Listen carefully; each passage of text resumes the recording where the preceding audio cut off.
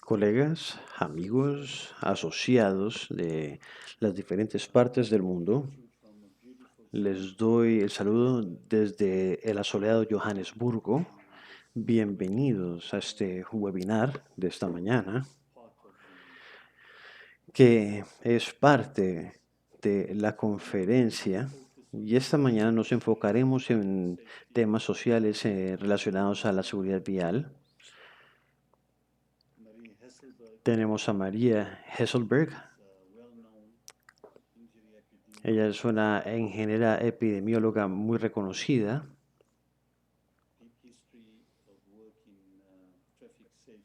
Y ha trabajado con seguridad vial, estudió sociología y actualmente es la directora de la salud pública mundial en el Instituto Karolinska.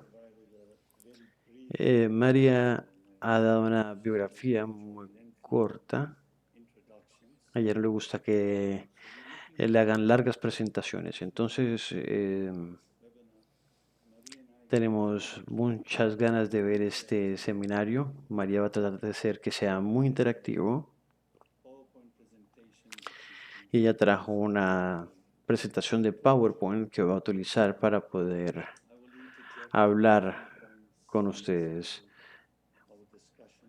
Voy a intervenir en diferentes partes de la presentación para que se mantenga la interactividad.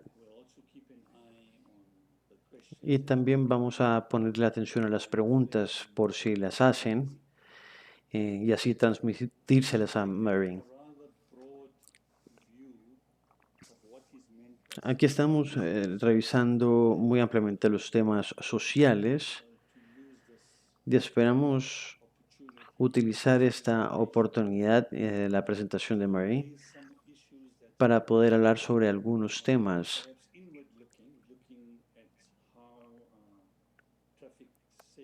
Por ejemplo, ver cómo los investigadores de tráfico y de seguridad vial trabajan en cuanto a los temas sociales, los temas sociopolíticos también. También veremos los diferentes contextos y las restricciones sociopolíticas y económicas que impactan el trabajo de la seguridad vial.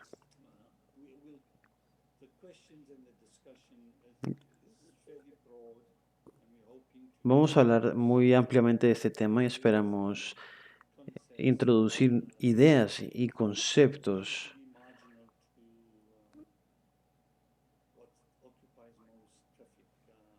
que normalmente no son los que en los que se enfocan los investigadores de seguridad vial. María, te doy la palabra. No sé si hay algo más que quieras que mencione. Entonces te doy la palabra a ti.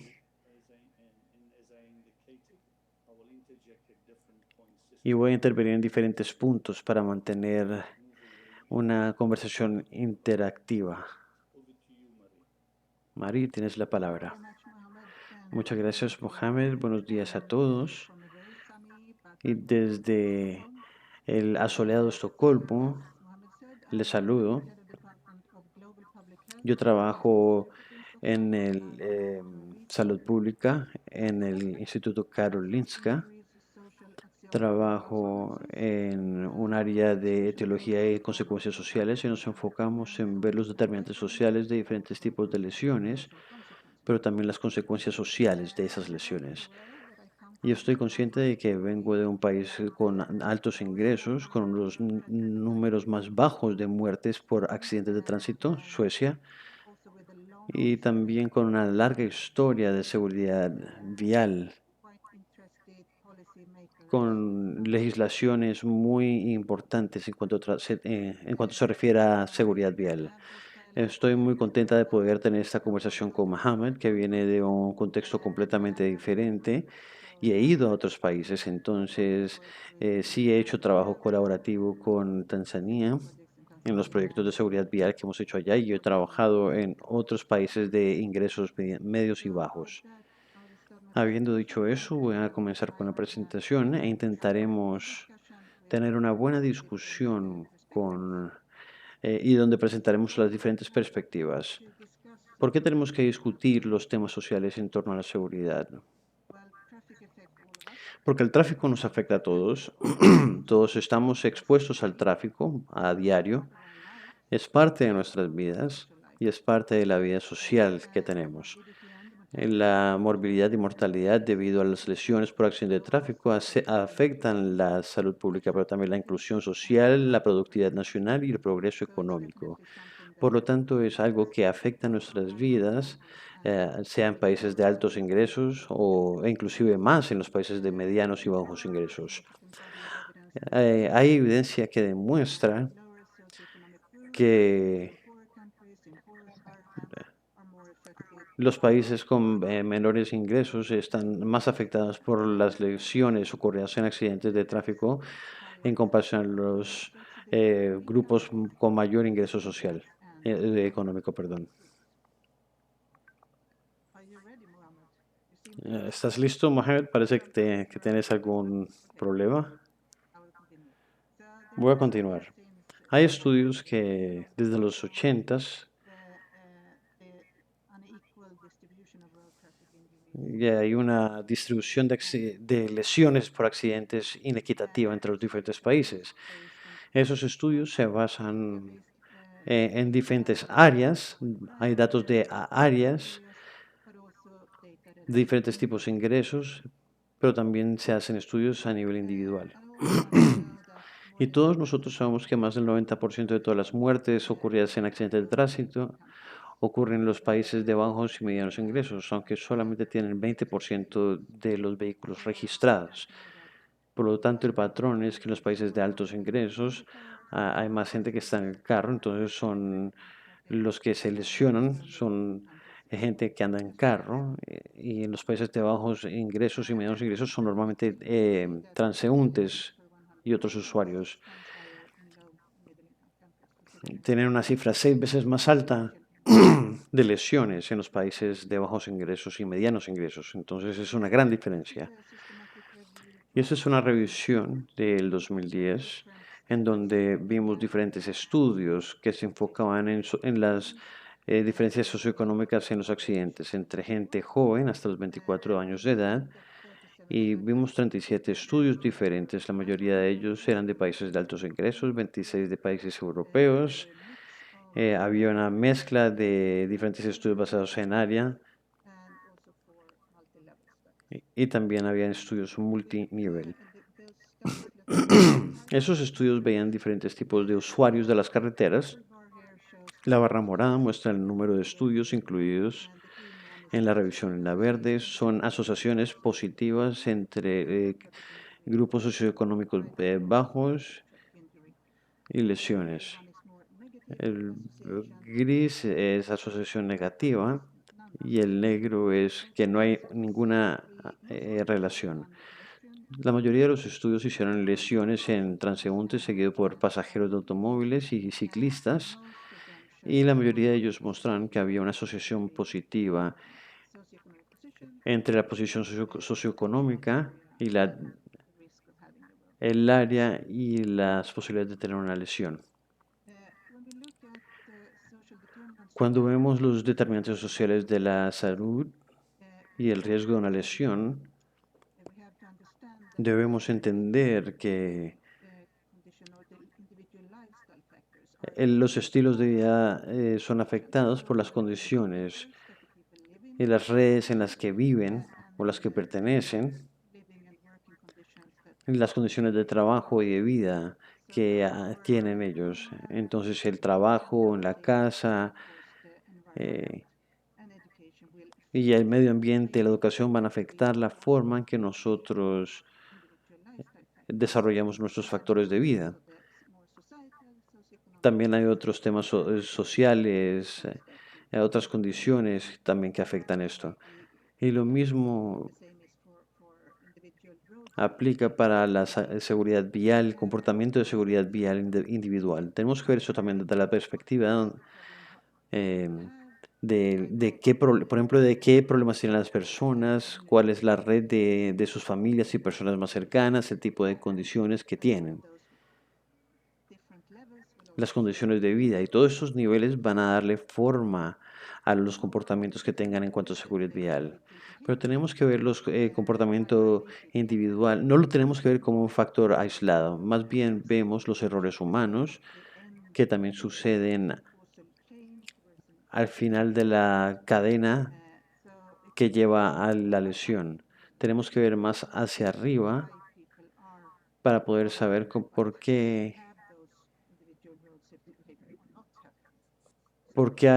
tienen esos comportamientos o no en cuanto a seguridad vial.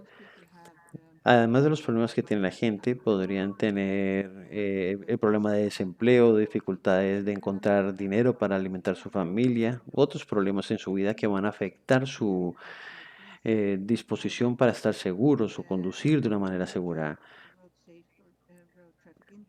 Y para las lesiones individuales también son eventos donde haya más beneficios para que los individuos utilicen los carros. Y el efecto directo no es obvio para las personas, entonces los beneficios son más altos que el riesgo de sufrir de alguna lesión. Por otra parte, para la sociedad es un costo más alto por muerte prematura y por lesiones o por discapacidad.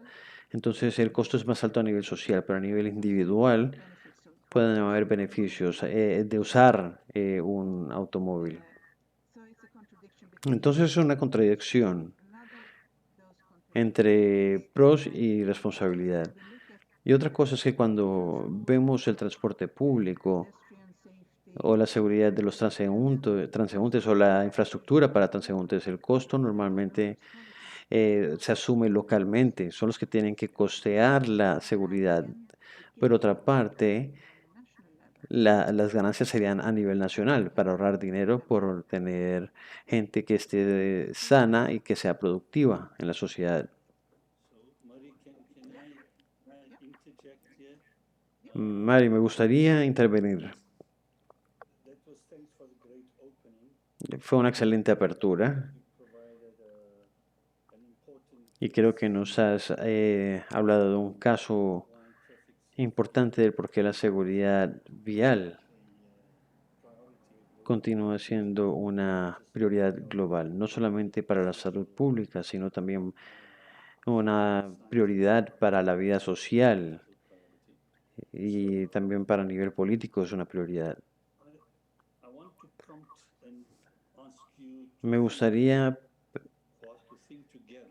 pedirte que pensemos en esto. Cuando se ve tu primera diapositiva, la tercera diapositiva, ahí nos muestras que la- las muertes por tráfico, por accidentes de tráfico, se concentran en países de bajos y medianos ingresos.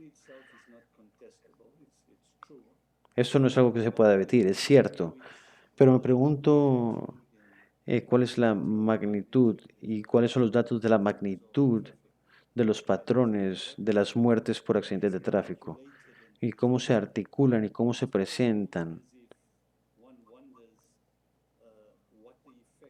Y uno se pregunta cuál es el efecto de este tipo de representación. Entonces los datos reproducen la narrativa dominante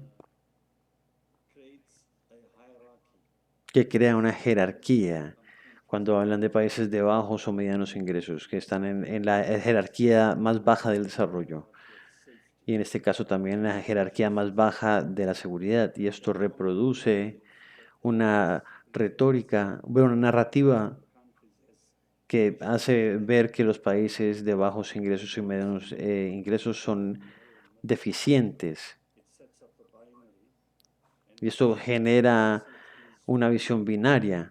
Y el mensaje es que si tú te conviertes en un país de altos ingresos, vas a seguir el modelo de desarrollo que estos países tienen. Y si esto pasa, los problemas en las vías van a desaparecer.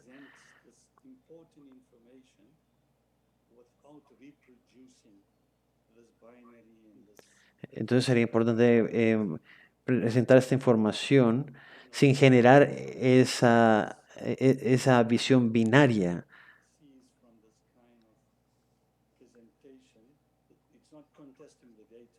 Sí, no estoy refutando los datos, pero sí crea una visión binaria.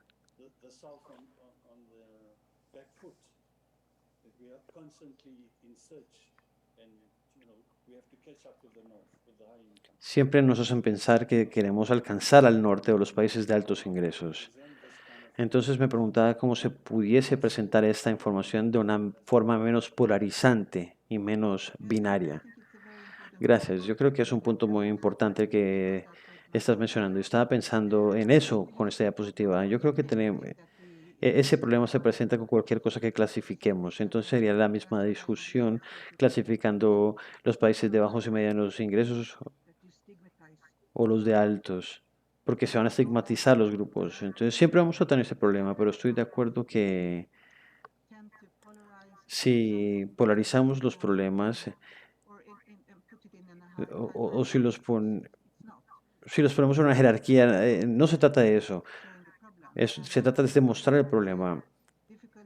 Y hablaremos más adelante sobre las dificultades del crecimiento económico y la seguridad vial, porque yo no creo que el crecimiento económico, obviamente es muy importante para muchos países, especialmente los países que tienen altos niveles de pobreza, pero a la misma vez los países de bajos y medianos ingresos no tienen que pasar por el mismo proceso en cuanto a la motorización como lo hemos hecho en los países de altos ingresos, porque no es la forma en que deberíamos de hacer el desarrollo hoy en día.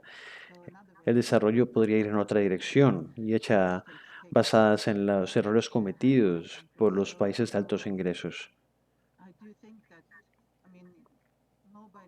Yo creo que los celulares son un ejemplo en donde se saltan ese paso de desarrollo sobre los computadores y las redes. Yo creo que deberíamos discutir el problema de la seguridad vial desde la perspectiva de diferentes contextos y de pronto ponerlos en el tema, dividirlos o segregarlos en ingresos, no creo que sea la mejor forma. Podríamos también verlo de entre norte y sur, pero a la misma vez, esta es una forma de mostrar dónde está el problema, pero también podemos decir qué tipo de problema, cuáles son los patrones de las lesiones que se encuentran. Supongo que es una paradoja con la que se tiene que lidiar, se tiene que resaltar el problema para asegurar la atención del público, la atención política.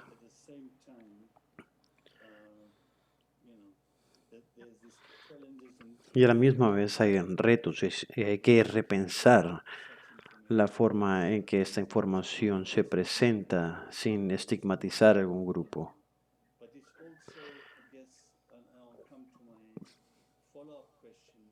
Pero esto da paso a la próxima pregunta. Como tú lo dices, en la revisión sistemática se basa en estudios publicados y está enfocada en el norte más que todo. Hay datos muy limitados y todos enfocados al norte. ¿Y cuáles son las implicaciones de eso? ¿Cómo esa evidencia empírica se aplica en otras zonas del mundo?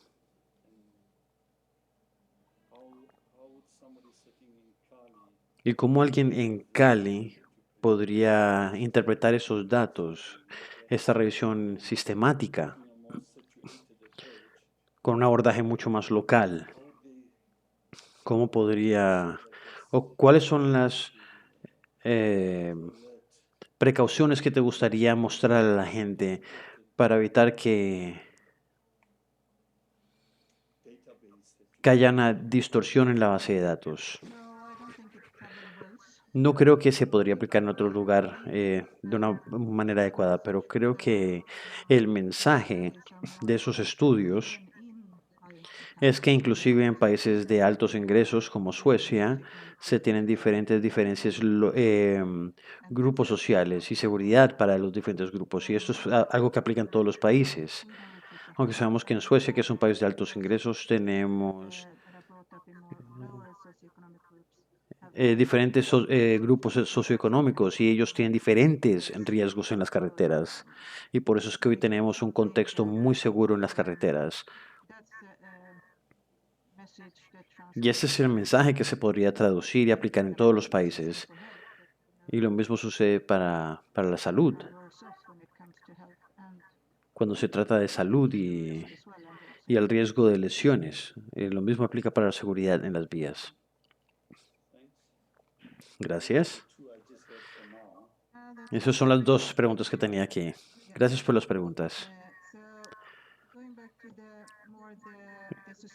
Volviendo a la sociedad y cómo la sociedad puede verse afectada dependiendo del grupo social o la posición. La sociedad es la que decide cómo distribuir el dinero, el poder y la riqueza. Entonces, de cierta manera, hay políticas de educación y políticas sociales que se tienen en la social. Y estas son las que van a dividir los estratos sociales y las posiciones individuales. Y estas van a darle forma a las vidas de diferentes maneras y les darían diferentes oportunidades basadas en las condiciones de esa vida. Cuando hablamos sobre grupos sociales o posiciones sociales, nos referimos a una comparación entre diferentes grupos sociales, no individuos. Y esos grupos tienen las mismas condiciones de vida, por lo tanto, la posición es independiente, no depende de los grupos de la persona, sino de los grupos sociales, más que todo, las diferencias sociales. Y normalmente eso se miden por educación, los ingresos y la ocupación, tal bien género en algunos casos, pero eso son las medidas socioeconómicas que normalmente utilizo y esas se utilizan eh, prácticamente igual en todas las veces, pero hay diferentes perspectivas, en este caso de la estratificación social. En la educación me diría, por ejemplo, cómo se puede tener acceso a la información y cómo se puede asimilar esa información. Los ingresos se relacionarían a la medida de cómo se puede comprar seguridad, si puedes decidir dónde quieres vivir, si puedes vivir en un ambiente más seguro, un barrio seguro, o si puedes comprar mejor equipamiento de seguridad. Y la ocupación, por otra parte, incluye ambos, la educación y los ingresos, pero también incluye algo más, que es el poder. Y para tener poder y que tu voz se escuche en la sociedad, podrías estar más cercanos a los que tienen el poder y de esa manera tu voz se escucharía más fácilmente. Y si hablamos sobre los mecanismos que vienen de la posición social y que llevan a un riesgo de lesión, hablamos sobre diferentes tipos de exposición también. Hay diferentes tipos de exposiciones al riesgo y el tipo de riesgo, y también a la cantidad del riesgo, la duración del riesgo. Y esto también depende del contexto en donde se viva, también el estilo de vida que se tenga. Y también podría haber diferente susceptibilidad, ya que la gente tiene diferentes niveles de susceptibilidad y se verían afectados de diferente manera al riesgo. Puede ser el perfil social, conocimiento, dinero, recursos financieros y poder. Si pueden influenciar, por ejemplo, los factores que podrían conllevar a diferencias en los riesgos. Y esos dos son más factores individuales que son afectados por la posición social que se tenga en la sociedad. Y finalmente tenemos consecuencias sociales. Cuando se tiene un- un- se puede tener diferentes resultados basados en la posición social que se tenga. Y por ejemplo, si tienes seguro de vida o si tienes dinero para un tratamiento o rehabilitación, o si tienes acceso al sistema de salud, Y eso también depende de si la sociedad, de cómo la sociedad elige distribuir los diferentes recursos y el dinero. En cuanto a políticas para la salud, si se tiene un cubrimiento universal de salud para la gente, para que puedan ser atendidos cuando tienen una lesión. Y también en cuanto a la empleabilidad, también hablamos sobre lo que es políticamente correcto. Y la sociedad puede modificar los diferentes mecanismos y, como dije ahora, pueden influenciar la estratificación social por diferentes medios, diferentes políticas, que es la parte más difícil, pero aún es algo que se puede hacer y se puede crear o tener diferente exposición al riesgo. Esto es para crear ambientes seguros, como tener acceso a un lugar seguro para jugar para los niños, como parques y cosas por el estilo. También la diferente susceptibilidad tiene que ver con tener el presupuesto para pagar por seguridad y el acceso a productos seguros, tener acceso a la protección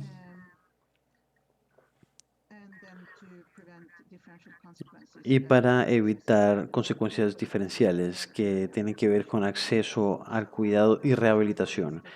Y todos estos son elementos que la sociedad podría hacer de diferentes maneras para tratar de modificar las diferencias sociales en el riesgo de lesiones. Los pocos estudios que he visto en cuanto a cómo funciona la intervención y cómo difiere entre grupo y grupo social, para ver si es efectivo de la misma manera en diferentes grupos sociales. Voy a darles unos ejemplos que son de países de altos ingresos, como Canadá, pero eso es como para darles un ejemplo de cómo se podrían ver las cosas. Y eso es un estudio sobre la ley de cascos en bicicletas en Toronto que fue introducido en 1999. Y es una ley para cascos para niños hasta la edad de 18 años. Y después estudiaron también el efecto de esta ley para usar cascos después de que se promulgó la ley. Antes de la legislación, los niños de lugares con altos ingresos tenían dos veces más uso de casco en comparación a niños que estaban en áreas de bajos ingresos. Y si ven la segunda, después de un año, después de la legislación, ambos niños de las áreas de bajos ingresos y medios ingresos aumentaron el uso de cascos y la diferencia ya con los de altos ingresos era 1.2 nomás. Incluso los niños de altos ingresos aumentaron su uso de casco, pero no en la misma tasa que los niños de otras áreas como bajos y medianos ingresos. Y 6 años después de promulgar la ley, el uso de cascos se ha reducido en las áreas más pobres, pero no tanto en los niños de áreas con altos ingresos.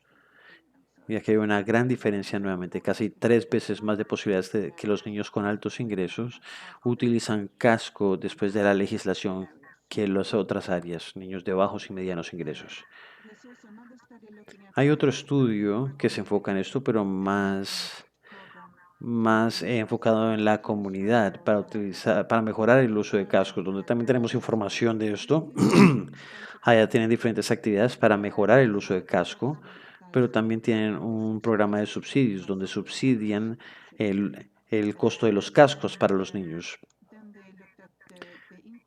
Después ven el aumento del uso de los cascos después de que se hizo este programa comunitario y vieron que el aumento de uso de cascos está a la izquierda. Los niños en áreas de altos ingresos aumentaron el uso más que los niños en las áreas pobres. Entonces parece ser que estos programas comunitarios funcionan más efectivamente para los niños en las áreas con mayor ingreso que en las de menor ingreso. Pero también ven las lesiones en las cabezas, en la reducción de la lesión, que es la segunda barra en la derecha. Y lo que nos muestra es que el efecto de las lesiones en las cabezas eran similares en las dos áreas. Entonces parece ser que el aumento en el uso de casco que vemos en las áreas con menos ingresos tuvieron un efecto en las lesiones también, inclusive al mismo nivel, aunque el uso de casco era más bajo, pero parece que tiene un efecto en las lesiones de cabeza.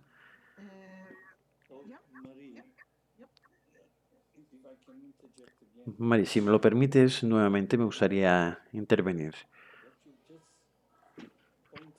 Lo que acabas de resaltar es que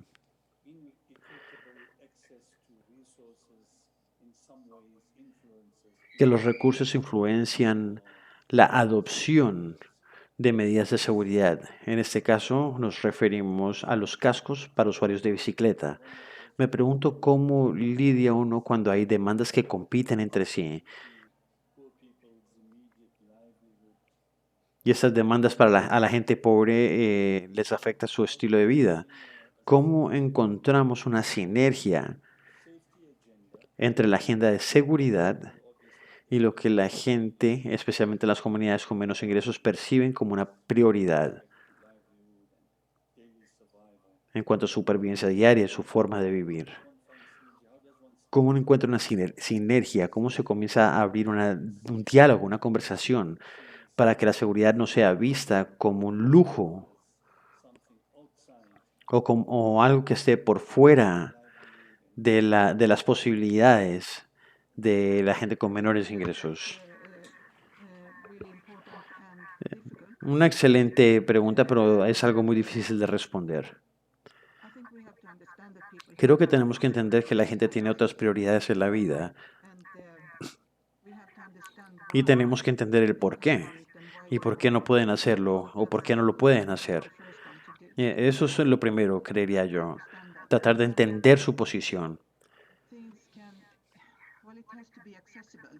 Y tiene que ser asequible. Entonces, así hayan subsidios para la compra de cascos, podrían haber otras barreras que tenemos que superar. Y si se tienen otros problemas en la vida, vas a querer tratar de comprar un casco para tus hijos. Esto no quiere decir que no te preocupe la seguridad de tus hijos.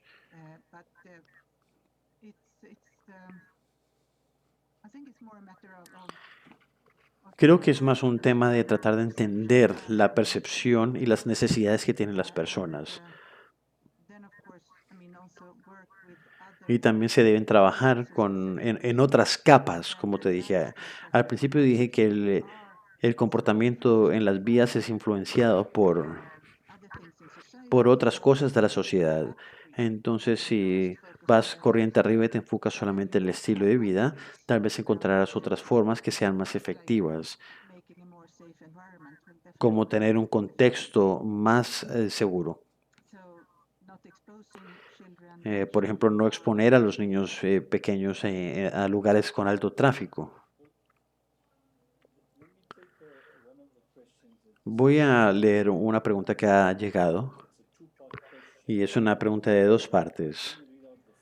Voy a leer la primera parte, ya que habla sobre los cascos, y después retomaremos la conversación. Preguntan si los ciclistas en los países de medianos y bajos ingresos, en el contexto de nuestra conversación de acceso inequitativo a los recursos y con prioridades diferentes, ¿cómo haría uno para lidiar con esta pregunta? Si la respuesta es sí, en el contexto de... No,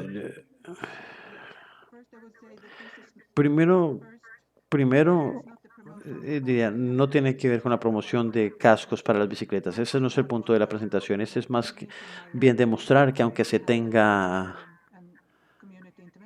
un programa de intervención comunitario, tal vez no afecte a los niños en los diferentes estratos sociales, hasta el mismo punto por lo menos. Entonces yo no diría que esta no es la primera prioridad, pero también es muy difícil para mí decir, viniendo de un país de altos ingresos. Yo no diría que es lo primero para hacer con los ciclistas en los países con bajos o medianos ingresos. Y ese no era el punto. No quería llegar a ese punto. Los cascos para motocicletas es otro caso diferente.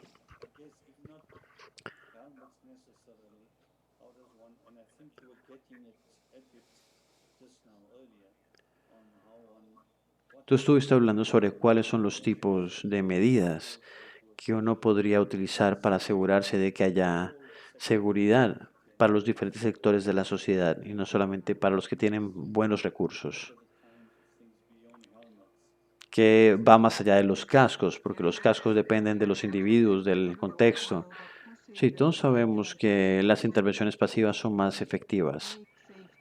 Si hacemos que la seguridad sea pasiva, donde tú no tengas que hacer nada, obviamente vas a tener más éxito. Y viendo la seguridad de los niños en Suecia, podemos notar que la mayoría de las medidas que hemos tomado en Suecia, por lo menos, son medidas pasivas. Es para asegurar de que los niños estén seguros sin que ellos tengan que hacer nada. Definitivamente no es el casco el que nos ha ayudado en Suecia tampoco. Tenemos una ley de casco hasta la edad de los 15 años y cuando esa fue introducida, vimos una reducción para ese grupo etario de 13, 14 y 15. Entonces creo que esta no es la respuesta y ese no era el punto de la presentación tampoco. Solamente era como para mostrar las diferencias en los diferentes grupos.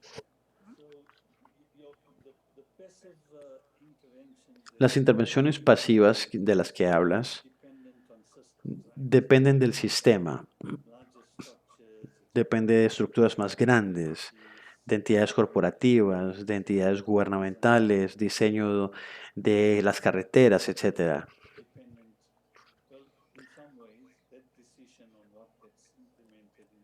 En otras palabras, lo que se implementa en las carreteras es una decisión que se toma a nivel municipal por alguna agencia. No, es un tema de política, es una pregunta estructural. Es un tema estructural.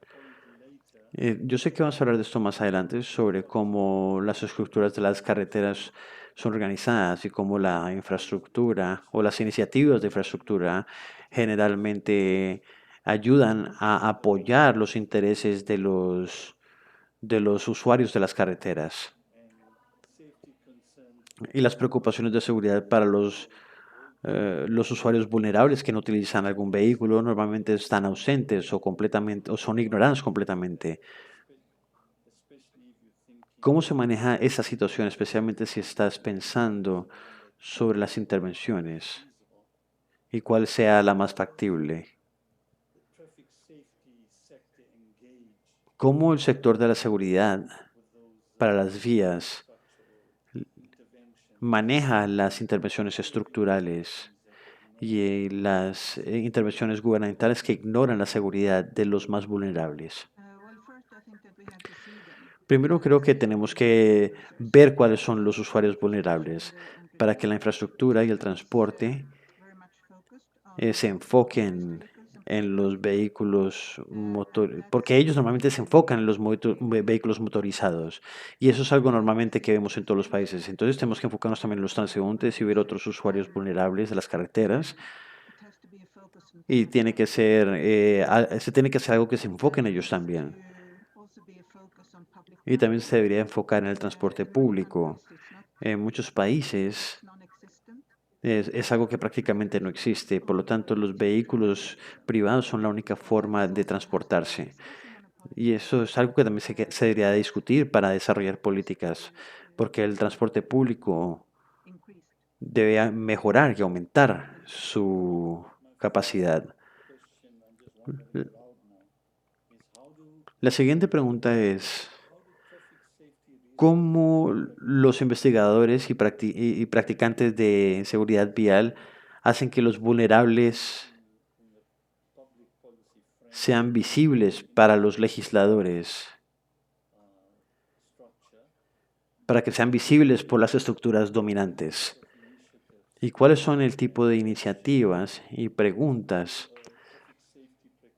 que los practicantes e investigadores deberán de estar haciéndose para darle más visibilidad a los usuarios vulnerables, a los transeúntes, ciclistas, motociclistas, etcétera.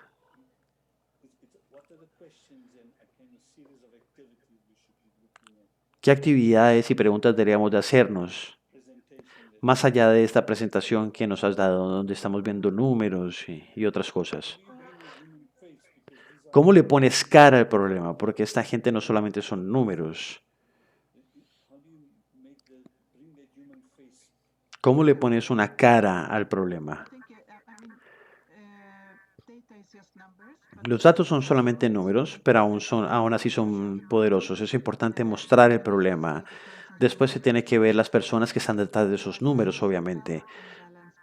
Pero también hay una falta de balance entre la gente que tiene que decir a la hora de legislar. Necesitamos abogar por los usuarios vulnerables como los transeúntes. Es una diferencia de clases. Los conductores normalmente son de clase alta, van a tener más que decir a la hora de legislar. Tenemos que tener una representación de otros grupos también, para que sus voces se escuche. Representación de los niños, de los jóvenes, de las mujeres, de los transeúntes, motociclistas y todos esos grupos cuando se trata de desarrollar políticas.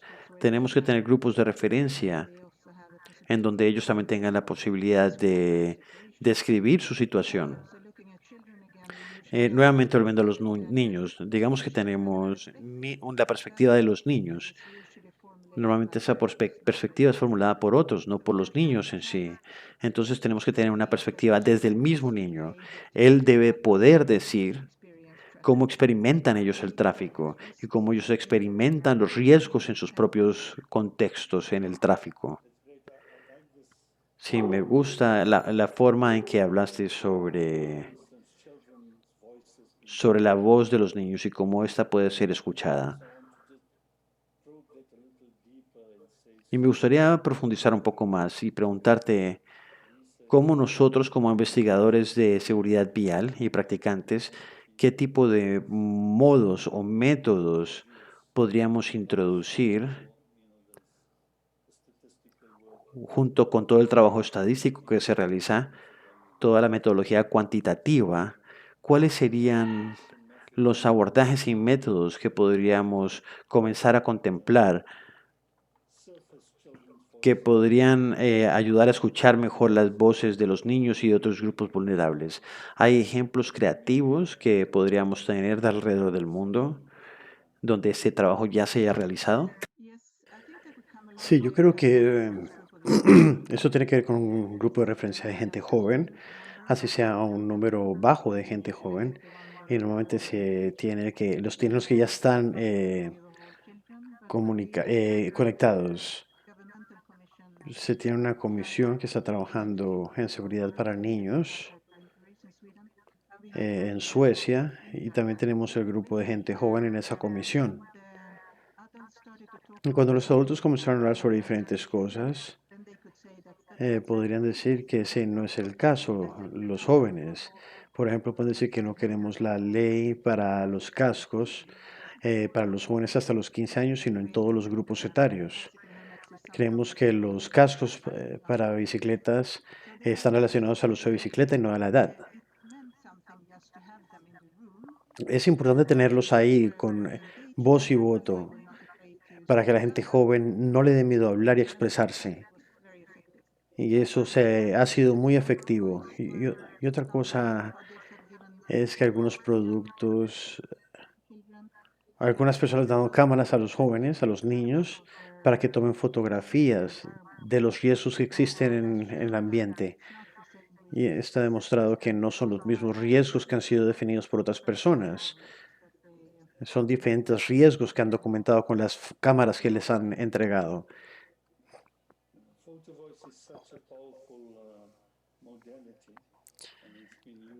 La fotografía ha sido una modalidad que ha ayudado mucho en muchos fenómenos sociales.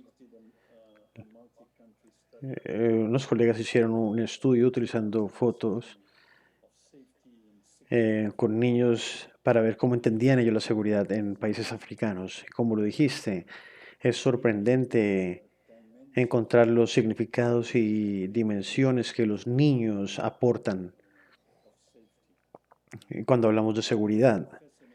Y lo que encontré fascinante en ese trabajo tiene que ver con temas relacionados a seguridad vehicular y seguridad en general, relacionados con la degradación ambiental y la preservación ambiental, como también está relacionado a temas como la seguridad alimentaria. Y los niños, de hecho, hablan sobre los determinantes sociales de la seguridad de una manera muy elegante, utilizando su propio lenguaje. Eh, La siguiente pregunta es sobre el ejemplo de incluir a la gente joven y a los niños. En el ejemplo de Suecia, ¿cuál ha sido el resultado? ¿Cuáles han sido algunas de las lecciones aprendidas? Una de las lecciones es que los problemas formulados por los adultos y la comisión eran más, por ejemplo, que esto es un nuevo riesgo para la gente joven. Por ejemplo, hablaron sobre los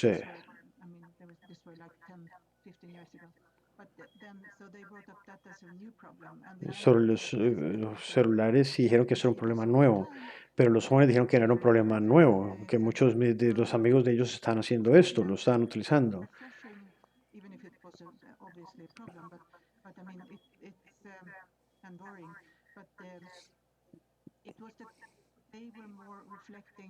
Ellos están reflexionando más sobre el medio ambiente ahora. Y ha pasado mucho tiempo desde que nosotros éramos jóvenes y hemos podido observar esto. Los necesitamos a ellos y ellos son capaces de capturar cosas que nosotros no vemos. No son los mismos peligros a los que estamos expuestos nosotros como adultos. Entonces es poderoso tenerlos ahí. Y cuando le muestras ese material a los legisladores, no puedes decir que esto es otro país, otra región, otro municipio. De hecho, eso está sucediendo en nuestros barrios y ciudades. Entonces, esto le genera un sentido de urgencia a la situación y hace que se vuelva relevante a nivel local. Pero lo que creo que a lo que estamos llegando son las implicaciones a cómo la investigación sobre seguridad tiene que ampliar su lente para ver diferentes áreas las cuales investigar que pueden ser de relevancia social.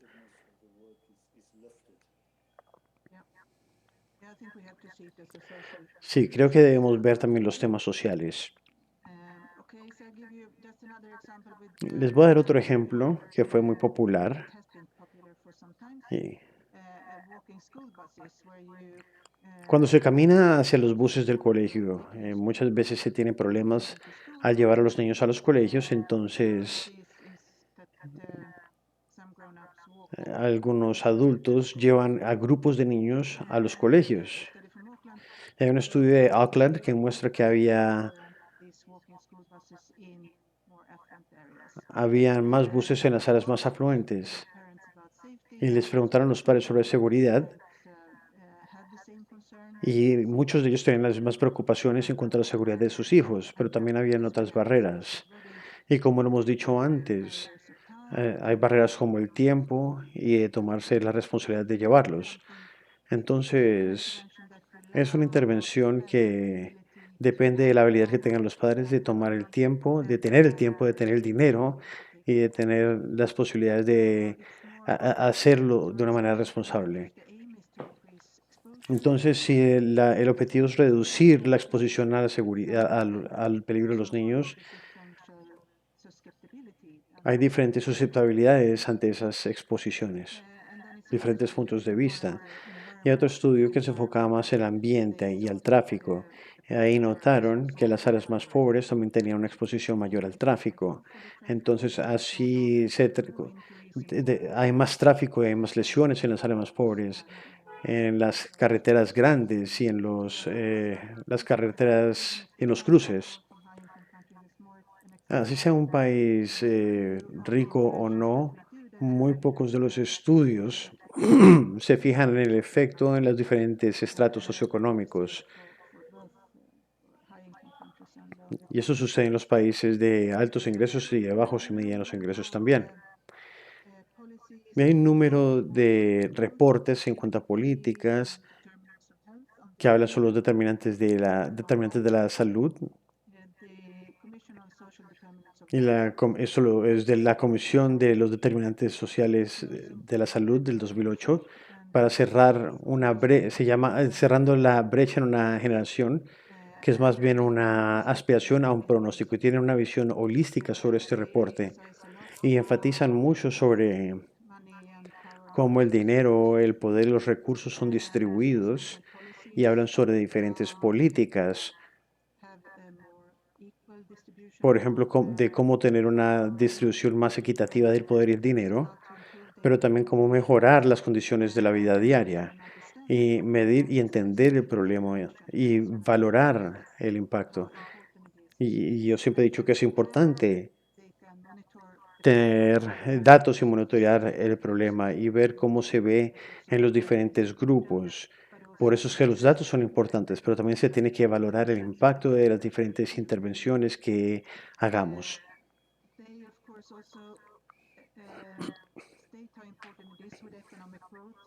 El crecimiento económico también es muy importante en muchos países, especialmente los que tienen altos niveles de pobreza. Ese crecimiento económico es algo que se necesita, pero a la misma vez no puede hacerse por su propia cuenta. Se tienen que haber diferentes políticas que salvaguarden una distribución justa de esos beneficios económicos que van a aumentar en la sociedad.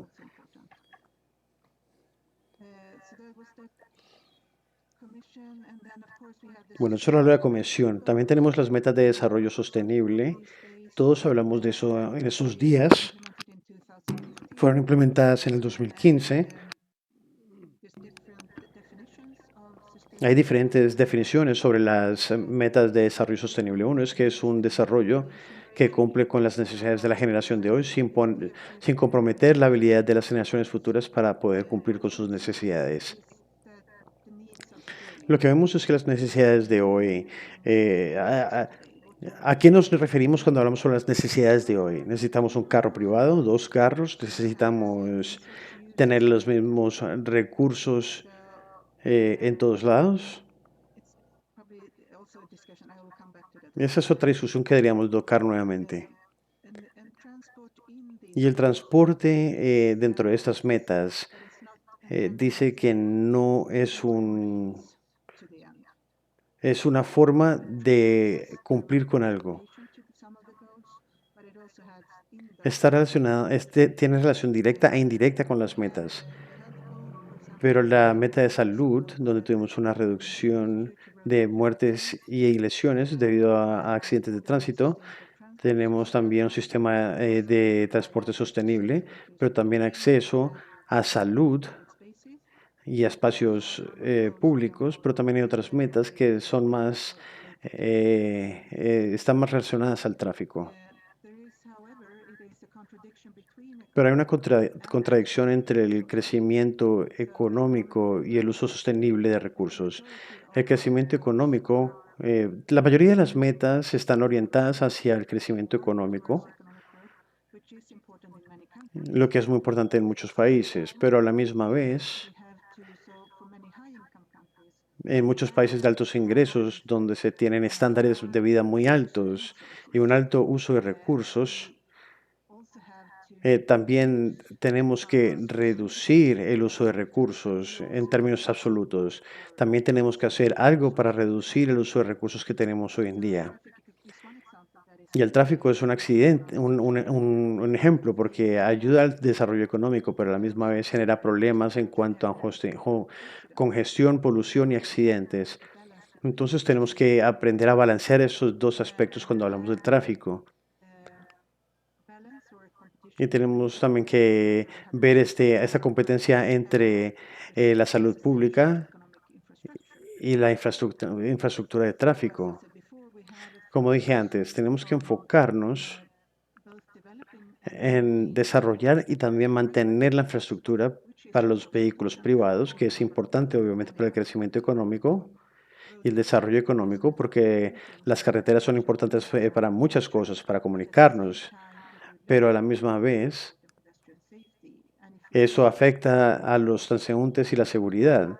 Y si queremos ofrecer acceso a un transporte sostenible y seguro para todos, debemos ponerle más atención a la meta que cubra a los que son vulnerables, como las personas que también tienen discapacidad.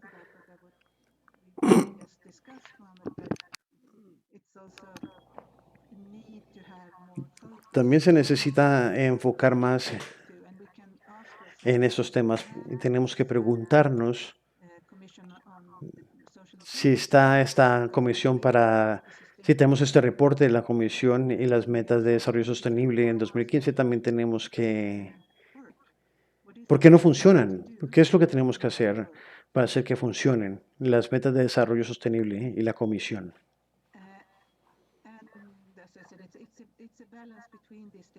Y hay que balancear las diferentes metas.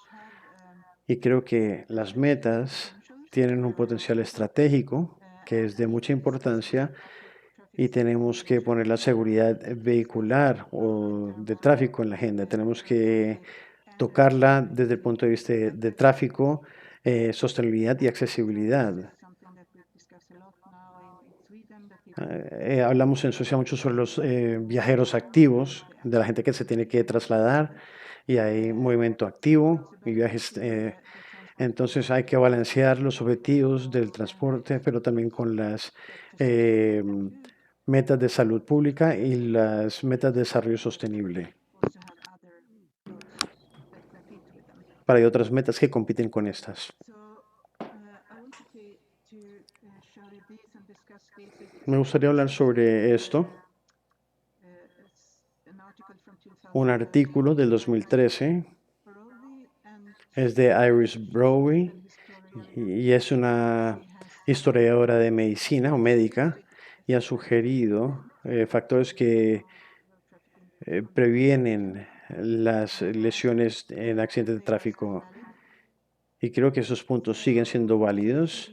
Primero que todo, enfatiza en que los intereses económicos de la industria automotriz y de la industria del petróleo, y eso es un juego de poderes entre los actores en la legislación que tienen intereses económicos que vienen de esas industrias, pero también existe el concepto de la modernidad en cuanto al parque automotor. La modernidad es igual a la modernidad del parque automotor.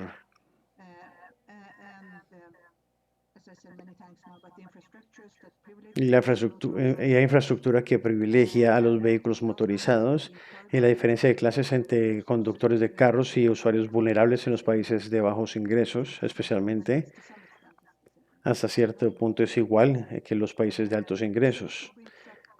También habla sobre el concepto de la curva de Kuznets, que nos puede estar engañando, de que la solución para los países de bajos ingresos, como preguntaron al principio, que la solución para esos países es convertirse en un país de ingresos medios o altos.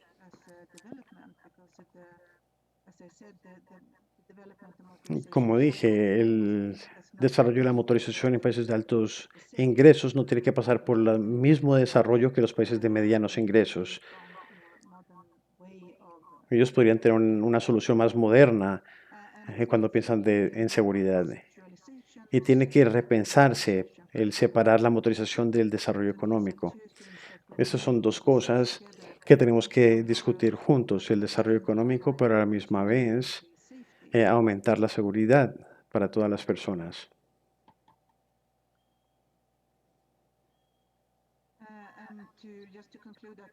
Y como conclusión, antes de entrar a la discusión,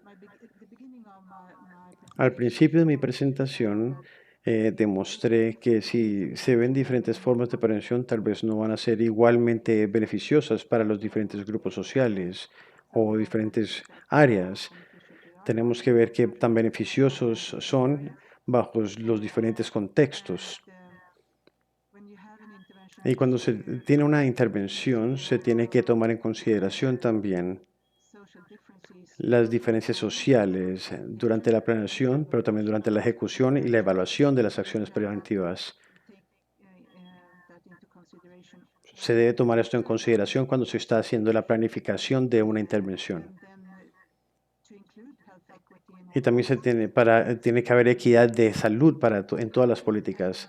Esto debe ser resaltado e incluido en las políticas. Y las lesiones también tienen que ser la consecuencia de las políticas sociales. Se debe poner mucha atención a esto. Y en el cuidado de salud universal están las personas que necesitan el seguro de una manera muy directa o atención de manera muy directa. También tenemos que ver los resultados conjuntos, tenemos que ver los contextos de apoyo y seguros, pero también tenemos que enfocarnos más en los usuarios vulnerables de las carreteras.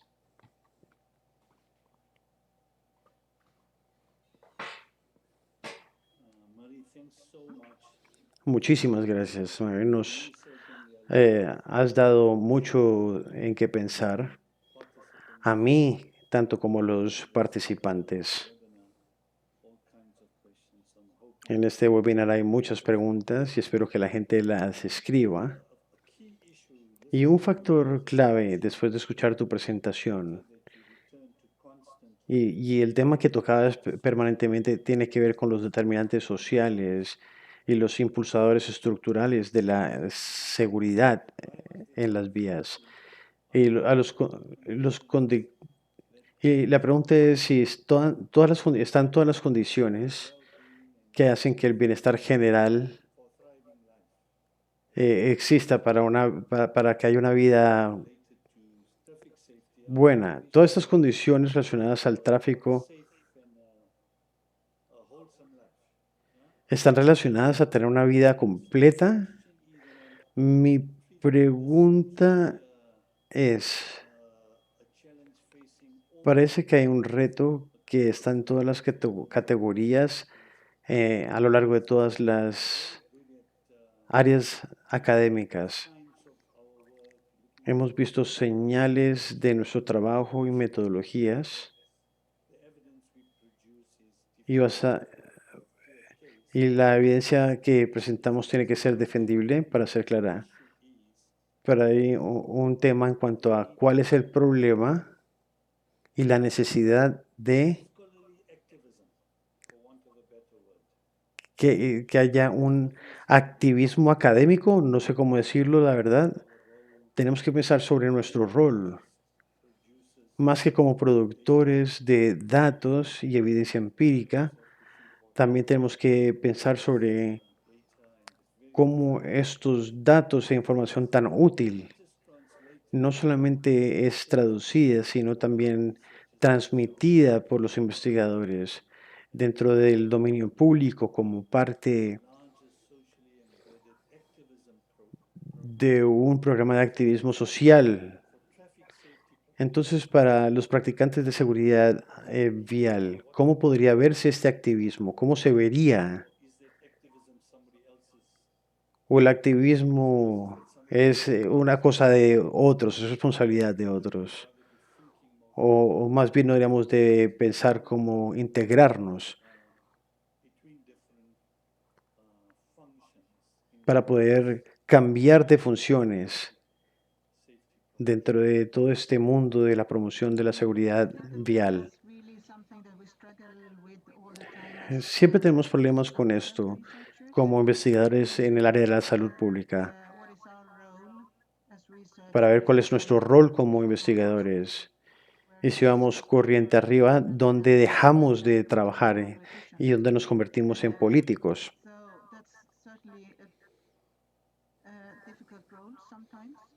Ese es un rol difícil muchas veces, pero a la misma vez creo que cumplimos con un rol muy importante con la evidencia que hemos producido. Entonces, aunque hablamos sobre metodología, diseños y otras cosas, también es importante que tengamos buena evidencia. Y ahora, en cuanto a lo del activismo, yo interpreté esto de otra manera tal vez, pero el activismo algunas veces parece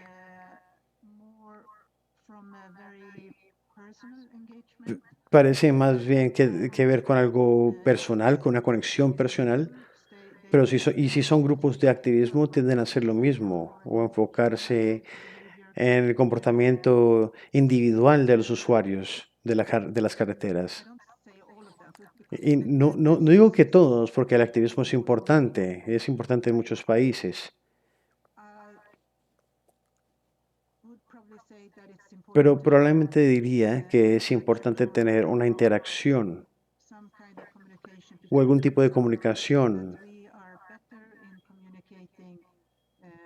porque somos mejores comunicando en las intervenciones que funcionan, en las que tienen un efecto, y la evidencia que tenemos, no tanto discutiendo metodologías o el diseño de algún estudio,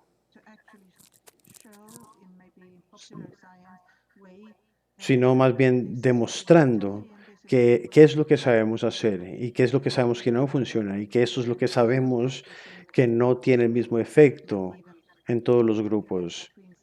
Y esto inclusive ampliaría la brecha entre los diferentes grupos sociales. Entonces, definitivamente creo que es importante, pero probablemente tenemos que comunicarnos mejor entre nosotros.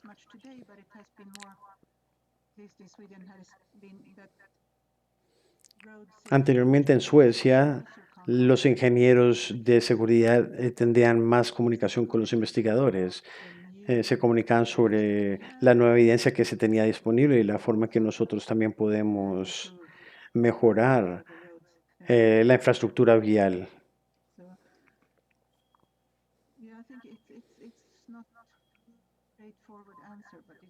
No es una respuesta muy directa, pero, porque es un tema muy complicado.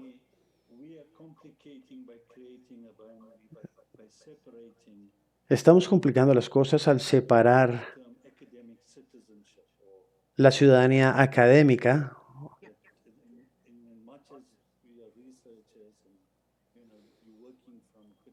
Por más investigadores que seamos, estamos tratando de entender la realidad desde un punto de vista científico. Así es como tratamos de entender las cosas, pero también tenemos que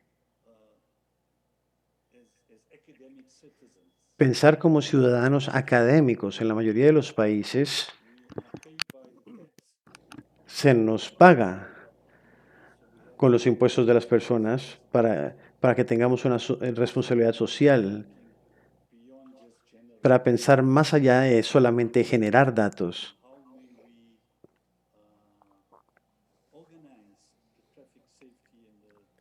y, y ver cómo organizamos la seguridad y la vemos desde un punto de vista desde un punto de vista de activistas ciudadanos, donde nos aseguramos de que el caso tenga credibilidad.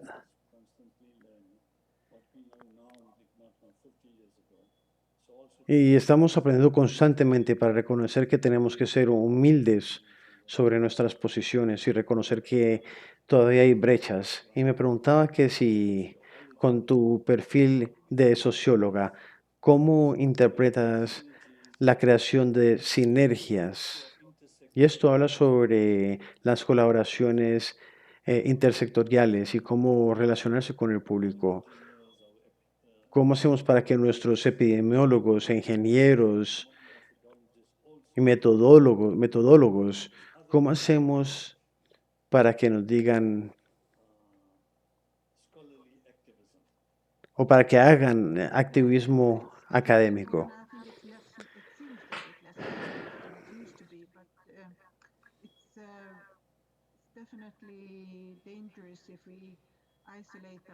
Es peligroso si nos aislamos en las universidades como académicos y porque tenemos un rol que jugar en la sociedad. Y algo de lo más importante para la salud pública en este momento es saber cómo comunicar datos, cómo transmitir la información, cómo comunicarse con la sociedad y mostrarles lo que hemos encontrado con las investigaciones que hacemos. Y siempre hablamos sobre el trabajo intersectorial o grupos multidisciplinarios. Y creo que eso sigue siendo importante aún.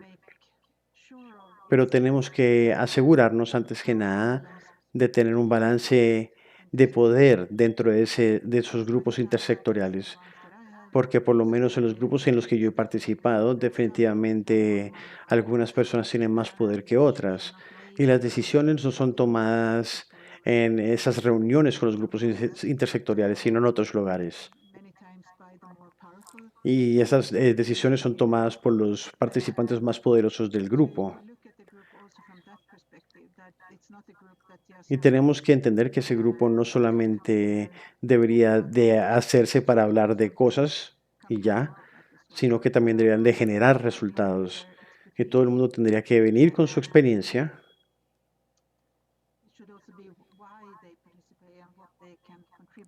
y tienen que, y antes de llegar, tienen que decir cómo contribuir en ese grupo. Entonces se trata, no solamente se trata de tener un grupo que hable sobre diferentes temas y ya.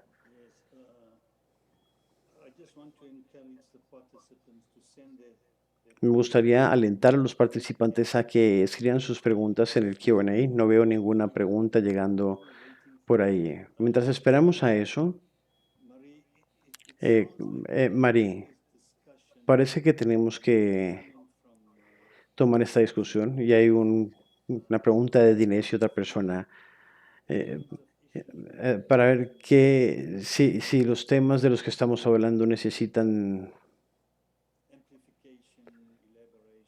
ser más elaborados, si hay necesidad de que la conversación que hemos tenido sobre esos temas continúe. ¿Y cómo crees que deberían ser esas conversaciones en el futuro?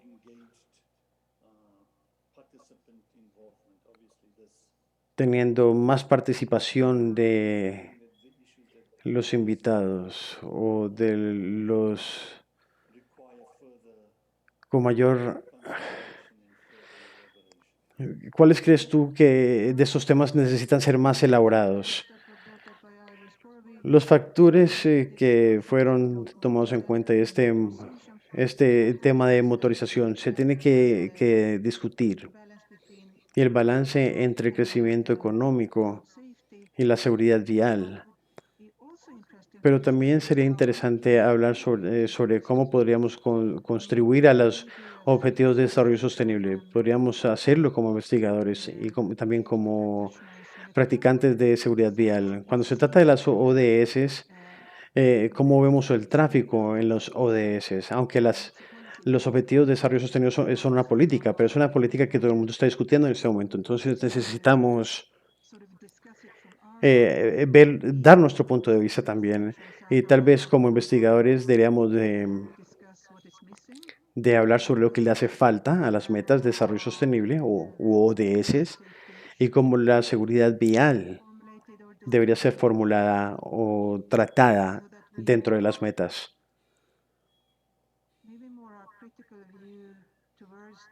Y tener una visión más crítica sobre las ODS y también sobre otras políticas.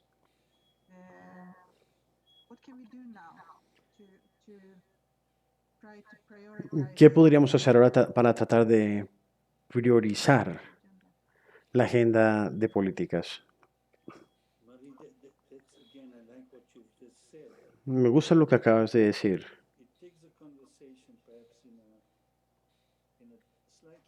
Y esto lleva la conversación a una dirección un poco diferente. Y esa es la cuestión de cómo formulamos las preguntas como practicantes. ¿A quién le estamos preguntando, le estamos haciendo las preguntas y quién está formulando las preguntas? ¿Y cómo nos aseguramos de que las preguntas sean pertinentes para aquellos que están entre los más excluidos.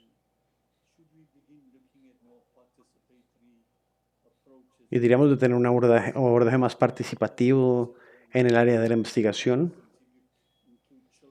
Por ejemplo, deberíamos de incluir las voces de los niños, porque de esta manera se obtiene una perspectiva muy diferente.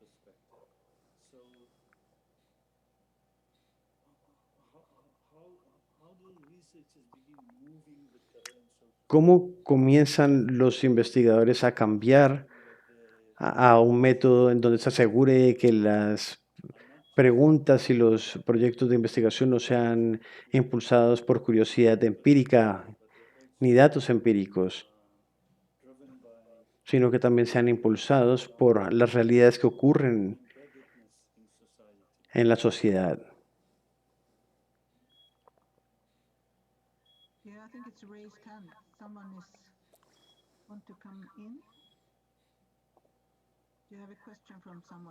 Creo que hay una pregunta de alguien.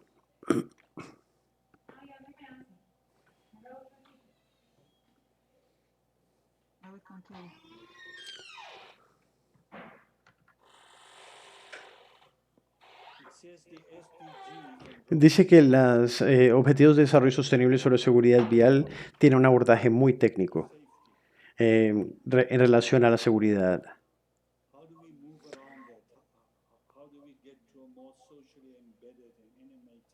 ¿Cómo podemos hacer para para tener un abordaje más social y no tan técnico?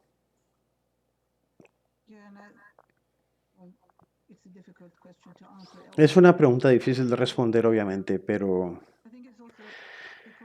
creo que esto se debe a la gente que está formulando las metas y tener un abordaje participativo donde la gente esté más involucrada.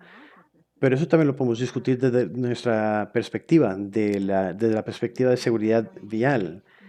Debería ser de otra manera, deberíamos de hablar sobre temas sociales, la perspectiva social también dentro de todo eso. Hay diferentes perspectivas sociales dentro del ambiente que están incluidas en las metas.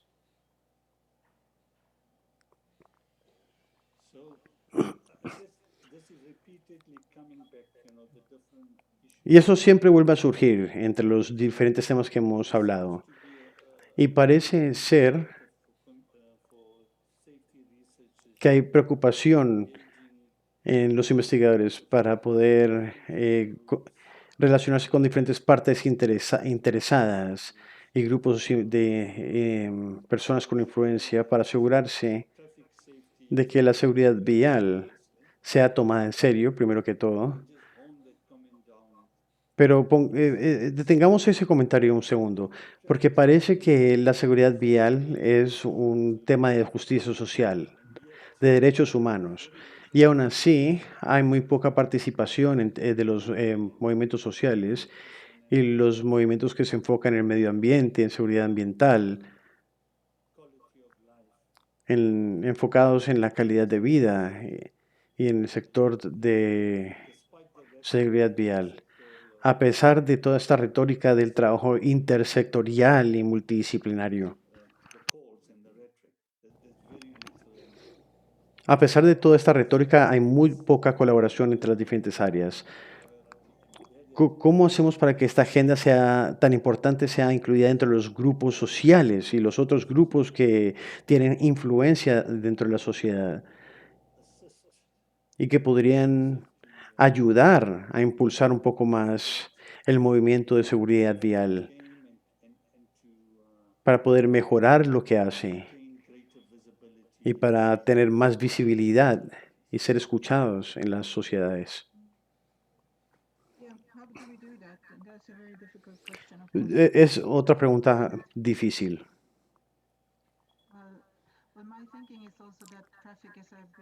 Yo creo que el tráfico nos afecta a todos, pero también tiene beneficios. No solamente son cosas negativas. La seguridad vial es positiva, pero lo que evita que haya seguridad vial es algo que es beneficioso para todos nosotros y es divertido para muchos de nosotros. Creo que los grupos que han podido hacerse escuchar son los que son más ambientales y ecológicos. Y la polución del aire es algo que nos podría relacionar, porque los otros efectos, uno de los otros efectos negativos de el tráfico, aparte de las lesiones, es el tráfico, es la polución del aire. Y esa podría ser otra forma de hacer escuchar, darle más visibilidad a la seguridad vial cuando se está trabajando también con temas ambientales relacionados al medio ambiente.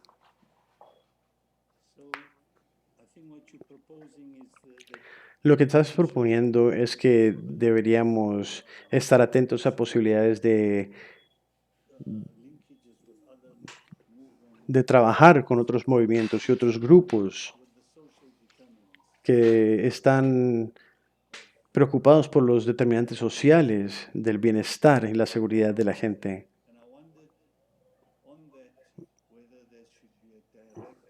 Y con respecto a esto, debería haber un esfuerzo concertado para poder traer más científicos sociales, más enfocados en sociología, científicos de comportamiento, filósofos, historiadores, traerlos al área de seguridad vial, porque esto comienza a atraer a epidemiólogos, a los ingenieros, a la gente de la salud pública.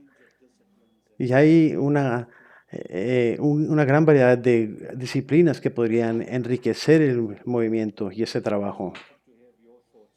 Me gustaría saber qué opinas tú al respecto. Sí, creo que es una excelente idea. Creo que es necesitado. Los ingenieros definitivamente son importantes y pueden solucionar los problemas y pueden construir y mejorar el ambiente y hacer muchas cosas que son buenas para la seguridad vial. Pero a la vez tenemos que entender que la gente no hace lo que queremos que hagan y tenemos que entender las condiciones de vida que tiene la gente y por qué no pueden priorizar ciertos aspectos. Tenemos que tener una colaboración multidisciplinaria, tenemos que tener diferentes perspectivas y creo también que la perspectiva histórica es interesante porque también se concentra en el desarrollo de la motorización como algo que creemos que tiene que existir, tiene que estar ahí. Necesitamos tener carros, pero tenemos que contemplar la posibilidad de un futuro sin carros o no carros como los que tenemos ahora. Y, y tener una sociedad que se ve completamente diferente a lo que existe hoy en día. Entonces sí, creo que es buena idea tener discusiones con personas de diferentes áreas de conocimiento.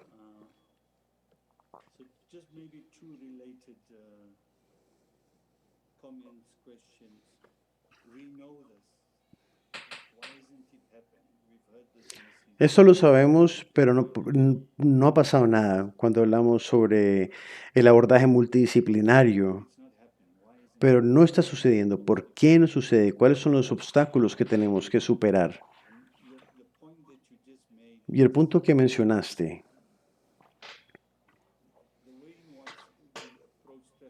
la forma en que abordamos la seguridad vial y la seguridad en general debe estar relacionada con el tipo de sociedad que queremos, el tipo de sociedad que vemos para nosotros, que sea inclusiva, que no tenga discriminación,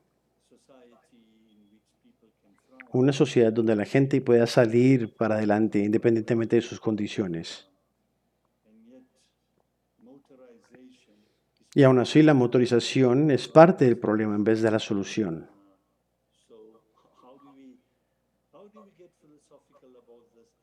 ¿Cómo podemos ver esto filosóficamente de una manera filosófica y después volverlo operacional? Si tuviera la respuesta a esto, ya tendríamos la solución, porque no es fácil. Por eso es que no hemos sido exitosos en todos estos años. Y nuevamente, creo que los grupos intersectoriales deben ser hechos de tal manera que haya participación, para que la gente pueda expresar los diferentes puntos de vista, pero el poder es el problema más grande que hay en esos grupos. Algunos de los participantes tienen más poder que otros, y si los que tienen más dinero tienen más poder, normalmente eso es lo que pasa, entonces van a tener más voz y voto dentro de ese grupo.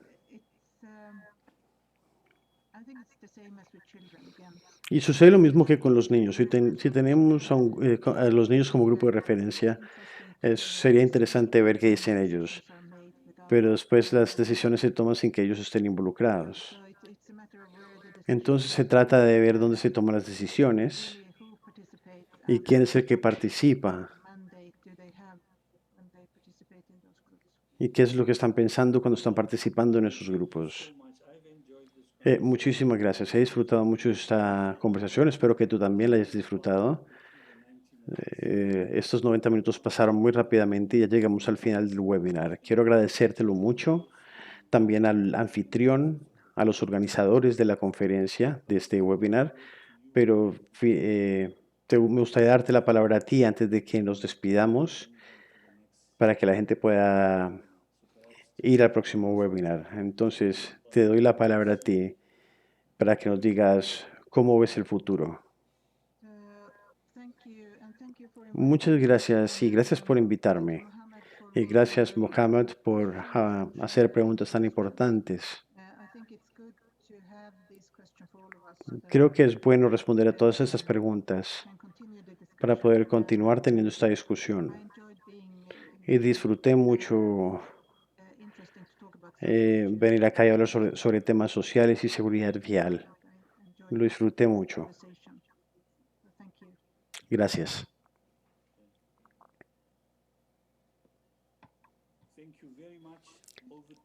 Muchas gracias.